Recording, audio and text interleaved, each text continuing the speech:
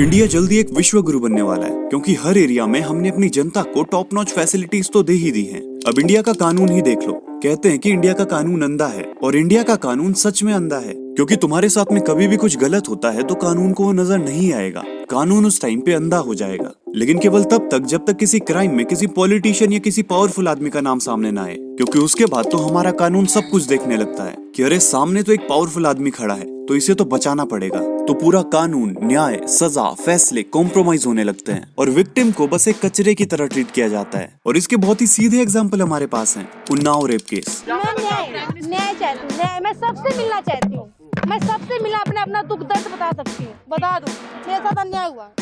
2017 में यूपी के उन्नाव में 17 साल की एक माइनर लड़की का रेप होता है, जिसमें बीजेपी से 4 बार एमएलए कुलदीप सेंगर का नाम सामने आता है, लेकिन स्टिल कोई एक्शन नहीं। फिर जब विक्टिम ने सीएम ऑफिस के सामने जाके सुसाइड अटेम्प्ट करने की कोशिश की, तब जाके उसकी एफआईआर रजिस्टर की गई। विक्टिम के पिता और 2 रिलेटिव्स को मार दिया जाता है, लेकिन स्टिल कोई एक्शन नहीं। पर जब पब्लिक प्रेशर से केस आगे बढ़ता है तो उसके बाद कुलदीप सेंगर को लाइफ इम्प्रिजनमेंट की सजा भी दी जाती है, लेकिन 6 साल बाद 2025 में कुलदीप सेंगर को बेल दे दी जाती है और उसके लाइफ सेंटेंस को भी टेम्परेरीली वापस ले लिया जाता है। हालांकि कुलदीप सेंगर दूसरे केस में अभी भी अंदर ही है, लेकिन पता है कोर्ट कुलदीप सेंगर को क्या आदेश देती है? कोर्ट कुलदीप सेंगर को आदेश देती है कि तुम विक्टिम के 5 किलोमीटर के दायरे में नहीं जा सकते। मतलब इन्हें सच में ये लगता है कि अगर उसे विक्टिम के साथ कुछ भी करना होगा तो वो खुद वहां चल के जाएगा। मतलब ये किस तरह के फैसले हैं? पहले तो विक्टिम के पिता को पुलिस ने ही इतना मारा कि उनकी डेथ हो गई। उसके बाद विक्टिम की गाड़ी का एक्सीडेंट भी होता है, जिसमें उसके 2 रिश्तेदारों की जान चली गई। तो मतलब ये सब चीजें क्या कुलदीप सेंगर खुद जाके कर रहा था?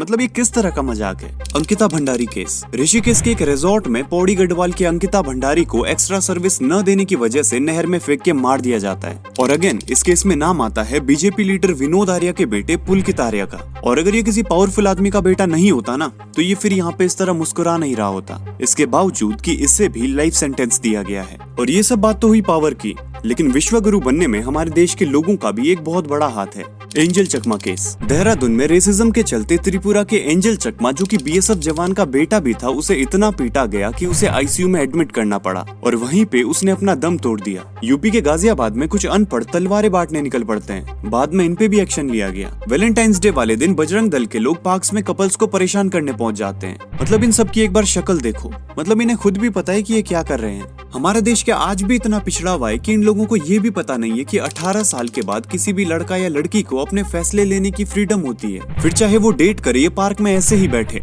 तुम कपल्स का फ्रीडम नहीं छीन सकते। इवन कि अगर तुम उनके पेरेंट्स भी हो तो भी नहीं। हालांकि इसमें गलती पेरेंट्स की भी है। हमारे पेरेंट्स इस चीज को इतना गलत मानते हैं कि बच्चे कभी भी अपने पार्टनर को अपने पेरेंट्स से इंट्रोड्यूस ही नहीं करा पाते, जिसका फायदा इन जैसे लोग उठाते हैं कि चलो अपने पेरेंट्स को कॉल करो, अरे उनके पहले आधार कार्ड तो चेक कर लो। और स्टिल अगर कोई 2 मेल और फीमेल दोस्त हैं जिनकी एज 18 साल नहीं है, तो क्या वो पार्क में ऐसे ही नहीं बैठ सकते या फिर एक साथ नहीं चल सकते? मतलब ये कहाँ की मेंटेलिटी है?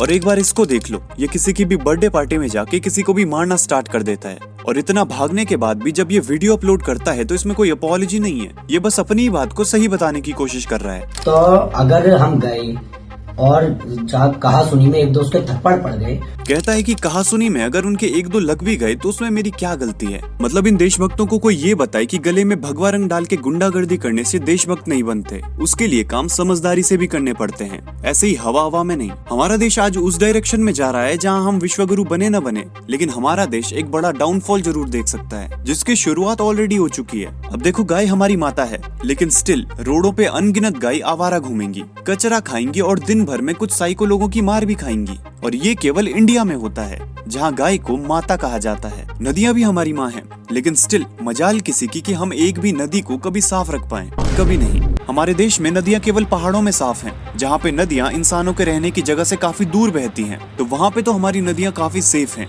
क्योंकि वो ह्यूमन से काफी दूर हैं। फॉरेनर्स को हमारे देश में आके हमारा ही देश साफ करना पड़ रहा है, और हमारे ही देश के लोगों को ये बताना पड़ रहा है कि इंडिया एक बहुत ही सुंदर देश है, इसे गंदा क्यों कर रहे हो?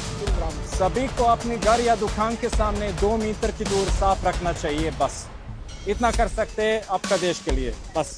लेकिन नहीं, यहाँ का यूथ तो अलग ही नशे में है। इनकी प्रॉब्लम ये है कि साल में एक दिन किसी गरीब ने सेंटा की टोपियां कैसे बेच दी, किसी पढ़ी लिखी बेटी ने रिलीजन्स को भुलाकर भाईचारे का एग्जाम्पल देते हुए अपने मुस्लिम दोस्तों को अपनी बर्थडे पार्टी में कैसे बुला लिया।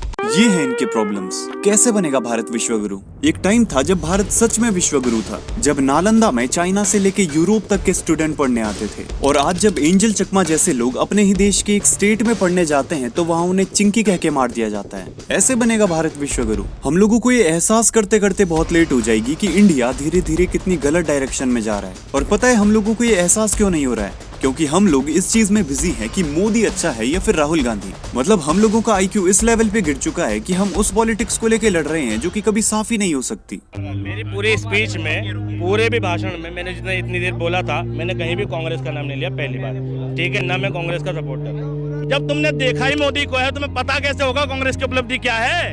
एक सेकंड ना, मैं कांग्रेस का सपोर्टर।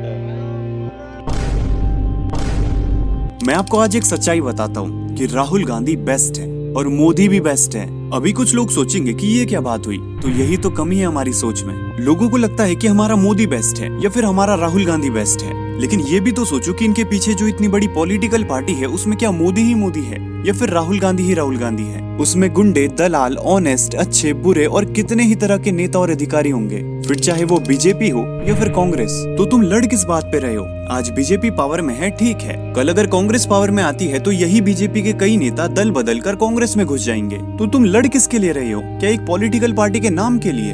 हमें बस खुद के एफर्ट्स पे ध्यान देना जरूरी है कि हम ये सब हरकतें न करें। हमारे देश में कोई भी गवर्नमेंट हो, हमें बस हर वक्त गवर्नमेंट को गलत चीजों के लिए क्रिटिसाइज करके उन्हें एक्टिव रखने की कोशिश करनी होगी। और सबसे जरूरी बात, ये जो अपने लो IQ का इंट्रोडक्शन हम हर जगह देते रहते हैं ना, इसे हमें बंद करना होगा। और मैं आपको एक बात बताता हूँ, मुझे बेसिकली पर्सनली कुछ टाइम से ये फील हो रहा है। कुछ लोगों को मेरी बात बायस्ड भी लग सकती है, लेकिन ये मैं हर किसी के लिए नहीं कह रहा हूँ। तो मुझे कुछ टाइम से कंसिस्टेंटली ये एहसास हो रहा है और एग्जाम्पल मिल रहे हैं कि हमारे देश के खराब सिविक सेंस का एक बड़ा हिस्सा हमारी सो कॉल्ड एजेड कम्युनिटी द्वारा फॉलो हो रहा है। और जो हमारी यंग जनरेशन है, उनमें से ठीक ठाक पढ़े लिखे बच्चे सिविक सेंस और बिहेवियर का एक अच्छा एग्जाम्पल बन रहे हैं। डेफिनेटली लोग यंगस्टर्स और जेनजीज को कितनी भी गाली दे दें, लेकिन स्टिल उनमें एक लेवल ऑफ सिविक सेंस दिख रहा है। लेकिन कुछ एजेड लोग, और एजेड का मतलब यहाँ पे पूरी की पूरी बुजुर्ग और अधेड़ कम्युनिटी की बात नहीं हो रही है। मैं उन कुछ एजेड लोगों की बात कर रहा हूँ जिन्होंने अपने आप को फाइनल बॉस समझ लिया है, अपनी एज का हवाला देके कई लिमिट्स क्रॉस कर रहे हैं। और अगेन, ऐसे तो नहीं बनेगा इंडिया विश्वगुरु।